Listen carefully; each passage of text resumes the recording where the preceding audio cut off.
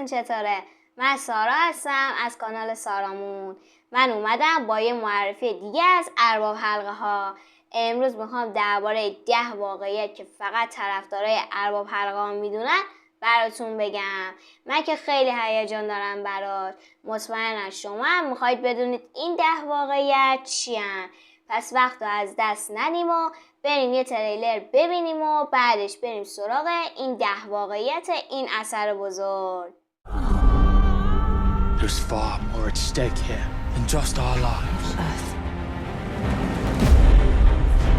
He seeks to rule it not only through conquest. I will serve. I will serve.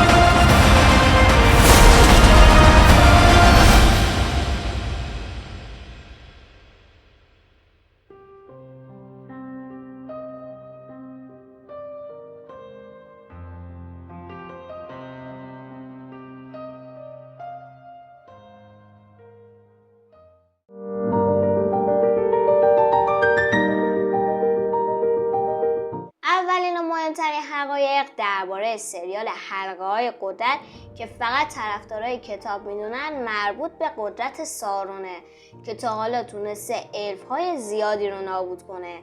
سارون که خادم اصلی ارباب تاریکی یا همون مورگوسه قدرت های زیادی داره که مهمترین اونا تغییر قیافه دادن اونه.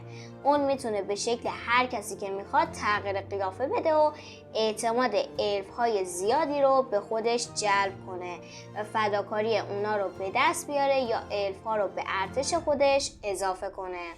اون میفهمه تنها راه گول زدن الفا جلب اعتماد اونا. به خاطر همین سارون خودش رو به یه موجود خیالی به نام آناتار تو عصر دوم تبدیل میکنه و سعی داره به حلقه‌های قدرت نزدیک بشه. من چقدر بگم آخه سارون حلقه رو داده به من. بابا من روی حلقه تعصب دارم ای بابا بریم تا زیاد چرت و پرت دیگه نگفتم بریم سراغ واقعیت بعدی. بریم. بابا این حلقه رو کسی ازت نمیگیره. این حلقه مال تو. این حلقه مال تو. حلقه عزیزم بده. خدا بس دیگه. ما خسته شدیم.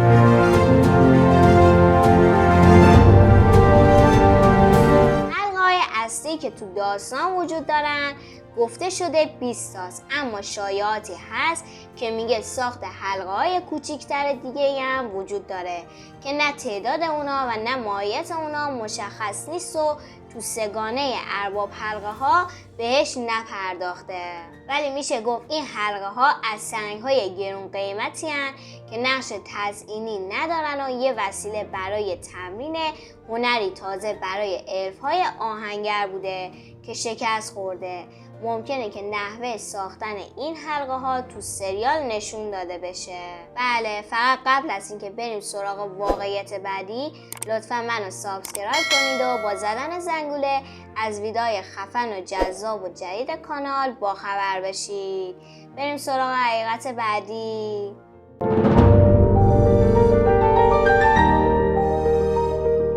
حالا که اطلاعات کمی در مورد حلقه‌های کوچیک‌تر هست، ولی به نظر میرسه اونا هم قدرت‌های درون خودشون دارن که ممکنه داستان اونا هنوز گفته نشده باشه.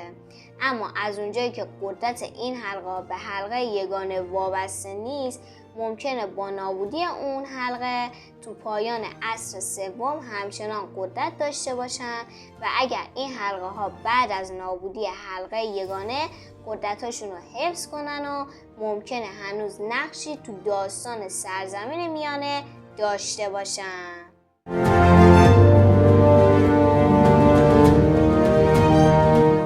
ارگیون تو داستان‌های تالکین نام یکی از قلمروهای نویلوره که تو دوره دوم و شرق اریادور نزدیک دروازه غربی موریا قرار داره. این شهر تو زمان فرمانروایی گالادریل شکل گرفت و بدون شک یکی از مهمترین مکان‌های سریال حلقه‌های قدرت خواهد بود. این سرزمین یک قلمرو صلح‌آمیز بود که دورف‌های خازادون و الف‌ها با همدیگه زندگی می‌کردن. مردم این سرزمین کارهای بسیار مهمی انجام دادن و تو ساخت حلقه‌های قدرت نقش مهمی داشتن. مهارت‌های آهنگری این مردم از الف‌های دیگه برتر بود و تونستن تقریبا همه سنگ‌ها به غیر از یه سنگ رو تو این سرزمین بسازن. سارون تلاش‌های زیادی برای نزدیک شدن به اونا رو امتحان میکنه.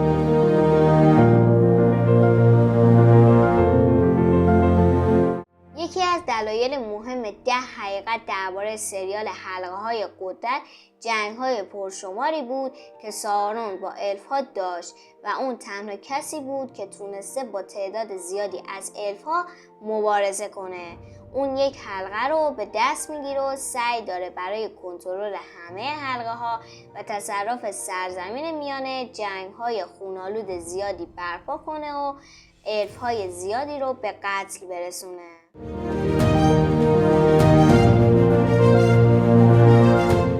قبل از آغاز این عصر سیلماریل یکی از مهمترین عناصر سرزمین میانه و دنیای تالکین بودن که سر اون جنگ‌ها و اختلافات زیادی پیش اومد. این سنگ‌ها 3 سنگ قدرتن که نورهای درختای دنیای تالکین رو تعمیر میکنن و بر اساس هوا، آتیش و آبن.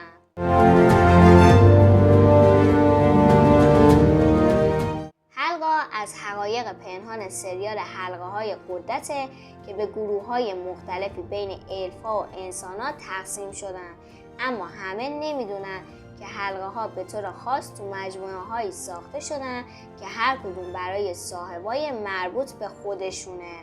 تمام حلقه‌هایی که در نهایت به 9 پادشاه انسان‌ها منتقل شدن و با هم ایجاد شدن و 7 حلقه دورف‌ها جداگونه و خاص خلق شدن و حلقه‌های الف‌ها کاملا مجزا شدن تا تحت فرمان سارون و حلقه یگانه قرار نگیرن که بر همه اونا حکومت کنه.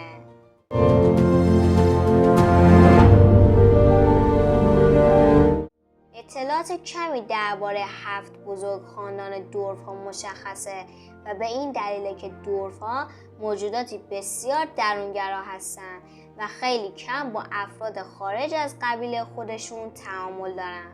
سارون سعی میکنه که اونا رو تحت کنترل خودش در بیاره، اما همه چیز کاملا متفاوت پیش میره. دورف‌ها اصولا موجودات بسیار باهوشی هستند که حلقه ها به خودی خود نمیتونه اونا رو تحت تاثیر قرار بده، ولی حلقه نقش مهمی تو افزایش انبارهای دورف‌ها داره که به ناچار منجر به جنگ داخلی میشه. 2 نفر از 7 نفر این قبیله توسط سارون کشته میشن و 4 نفر دیگه توسط اژدها خورده و آخرین اونا در دول گلدور دستگیر و نگهداری میشه.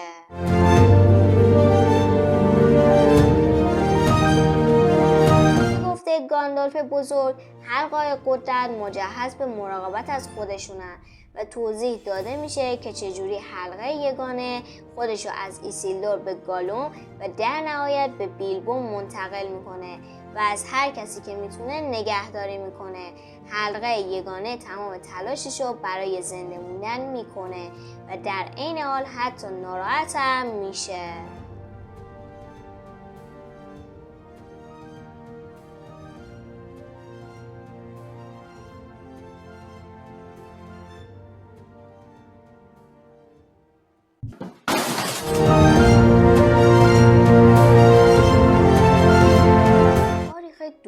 سپتامبر 1973 برای طرفدارای دو آتیشه ارباب حلقه ها یکی از مهمترین و در عین حال تراژدی ترین تاریخ زندگیشونه، چون تو این تاریخ تالکین خالق این دنیای بزرگ درگذشت.